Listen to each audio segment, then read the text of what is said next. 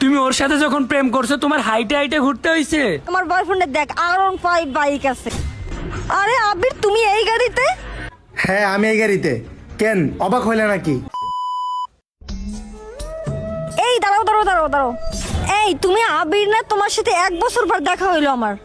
আরে রোজ, কি অবস্থা তোমার? কেমন আছো তুমি? আবির, রোজ এই ছেলেটা কে? আরে তুমি চিনবে না, ও আমার এক্স বয়ফ্রেন্ড। আমি তোমাকে বলছিলাম না যে 1 বছর আগে আমার একটা রিলেশন ছিল? ও হচ্ছে সেই আবির। ও আচ্ছা, তুমি যে বলছিলা তোমার একটা ছোট লোক এক্স বয়ফ্রেন্ড আছে, এইটা সেইটা? ছোট লোক মানে বুঝলাম না। না বোঝার মতো তো কিছুই নেই। তুমি যে কত বড় একটা ছোট লোক ছিলা এটা আমি ওরে বলছিলাম। আমি ছোট লোক ছিলাম মানে? তুমি কি কোটিপতি ছিলে নাকি? যখন তোমার সাথে রিলেশন করতেছিলাম হাইটে হাইটে পার্কে বাদাম খাইয়ে তো সারাদিন পার করতাম।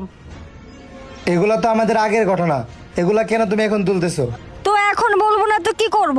তুমি জানো তোমার সাথে ব্রেকআপ করে আমার কত বড় ভালো হয়েছে। এখন আমার নতুন বয়ফ্রেন্ড R15 বাইক আছে, আর তোমার তো 2 টাকার মুরদও ছিল না। কি, তুমি ওর সাথে যখন প্রেম করছো তোমার হাইটে হাইটে ঘুরতে হইছে? আরে বাবু তুমি আর বইলো না, 2টা বছর আমার জীবনটারে তেজপাতা বানাই দিছে। এইসব তো আগের ঘটনা, এগুলা বাদ দাও। বাদ দিব কেন বাদ দিব? তুমি যে কত বড় একটা ছোট লোক ছিলে এটা তোমার বয়ফ্রেন্ডকে বলা দরকার। রোজ, আমার মাথায় এইটা ঢুকতেছে না, তুমি ওর সাথে কি দেখে রিলেশনে গেছিলে? না আছে ভালো চেহারা, না আছে স্মার্টনেস, না আছে সুন্দর একটা বাইক, না আছে টাকা পয়সা, ওর তো কিছুই নাই। আরে বাবু আর বলো না, আমি যে কি দেখে ওর সাথে রিলেশনে গেছিলাম সেটা আমি আজও বুঝতে পারতেছি না। তোমার এখনো মানুষকে অপমান করে ছোট করে কথা বলার অভ্যাসটা যায় নাই? আরে ছোট লোককে ছোট লোকের সাথে ছোট লোকের মতো কথা বলবো না তো কি বলবো? তোর না ছিল টাকা পয়সা বাড়ি গাড়ি, আর আমার বয়ফ্রেন্ডের দেখ R15 বাইক আছে, ঠিক আছে? আচ্ছা বুঝতে পারলাম তোমার বয়ফ্রেন্ড অনেক বড় লোক, তার R15 আছে। এখন এইসব বলে আমাকে কেন ছোট করতেছো? এখানে আমাকে ছোট করার মতো তো কিছু নাই। এই ছোট লোক, তোর এত বড় সাহস, তুই আমার সামনে আমার গার্লফ্রেন্ডের সাথে তর্ক করছিস? আমার ভুল হয়ে গেছে ভাইয়া, সরি। এই কোথায় যাও, আর একটু অপমান করে দিই।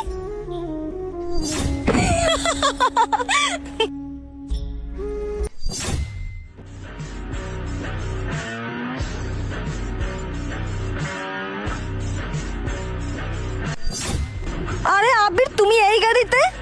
হ্যাঁ আমি এই গাড়িতে। কেন অবাক হইলে নাকি? অবাকই তো হব, কার গাড়িতে বসে আছো তুমি? কি মনে হয় তোমার কার গাড়ি হইতে পারে এটা? এখানে মনে হওয়ার মতো কিছুই নেই, গাড়িটা তো তোর জীবনেও হবে না। গাড়িটা মনে হয় কার কাছ থেকে চেয়ে আনছিস না? তাহলে তো মনে হয় তোমরা আমার সম্পর্কে কোনো কিছু জানোই না। তোকে চেনার কি আছে, ভাব নিতে আসছে আমাদের সাথে গাড়ি নিয়ে। তাহলে শুনো, তোমরা আমার বিষয়ে তেমন কিছু জানোই না। আমার যখন তোমার সাথে ব্রেকআপ হয়ে গেছিল, আমি লাস্ট 1 বছরে যা যা করছি তার 1%ও তুমি আমার সম্পর্কে জানো না। কেন তুমি লাস্ট 1 বছর ধরে কি করছো? তোমার সাথে আমার ব্রেকআপ হয়ে যাওয়ার পরেই আমি বিজনেস স্টার্ট করি, আর দেখতে দেখতে 1 বছরের মধ্যে এতটাই সাকসেস হয়ে যাই যে এখন আমার কোনো কিছুর অভাব নাই। গাড়ি বাড়ি টাকা পয়সা ধন দৌলত সবকিছুই আমার লাইফে এখন আছে, কোনো কিছুর কমতিই নাই আমার লাইফে। আর তুমি কি বলছো? এই বাইকের কথা বলছো? এই R15 বাইক আমার বাসার পার্কিং এর নিচে এখনো 5টা রয়েছে।